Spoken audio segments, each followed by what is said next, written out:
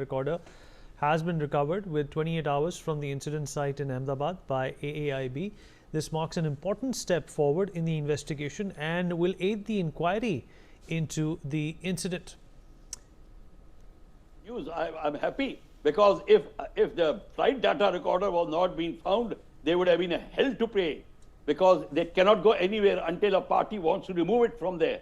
So I'm happy. Let it be very clear. Let the honest report come out. And this is what I'm telling. I was talking of the tail shoot. I'm also telling you at a lot of airfields in Europe, they had introduced crash barriers to stop the aircraft when it is on the runway. But here the aircraft has already gone into the air. So pilot has no other choice but to land straight ahead. This was the first lesson we learned in flying as a cadet, that engine failure after takeoff and land straight ahead. Don't try to turn, you'll stall. And a lot of people have died like that. So this is a fact. Here what choice did he have, sir? What choice did he have but to stall? He had to land straight ahead with no thrust engine. You see, I am speaking of what I've been told on television, that both the engines had lost the thrust. If that be so, an aircraft could have turned around, and with 500 feet in your hand, if you have made even a 20-degree turn, you would have touched the ground. Because you lose lift, because there's no thrust building up. So you are barely managing to keep your speed to touch down safely, because pilot has to have a safe touchdown speed so that he doesn't land with a huge thump and breaks up on landing.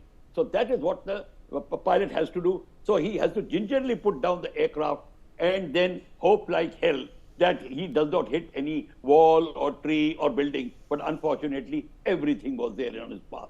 So that was a bad luck for the pilot.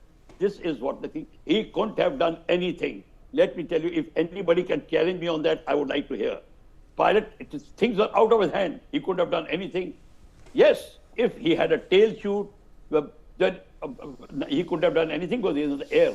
I mean, he couldn't have done anything, whatever is possible. That can be only done if there is thrust with you, so that suppose one engine had failed, this aircraft would have continued takeoff. It is so powerful. Yes, he could have maintained his height even on one engine. When both engines fail, I'm sorry, Vineet, pilot has no choice whatsoever.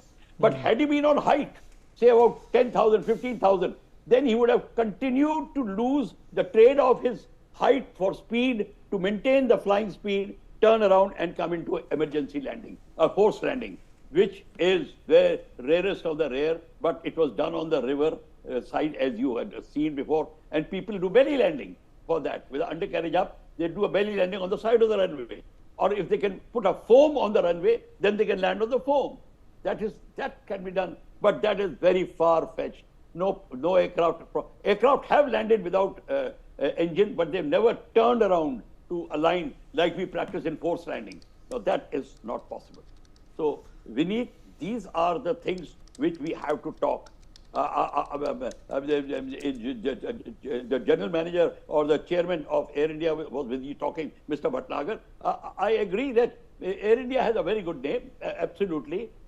People keep talking about it, whatever the case may be. At one time, it was supposed to be the best airline in the world. That much I know. But all the accidents which have been following from 1955, Kashmir Princess, which was similar accident, it happened, it landed in China Sea. There also, people had suspected a lot of things like this. But there was explosion, some Chinese hand or something was there. Well, that's a different story. But so hold on to that thought. More breaking news coming in. A letter petition has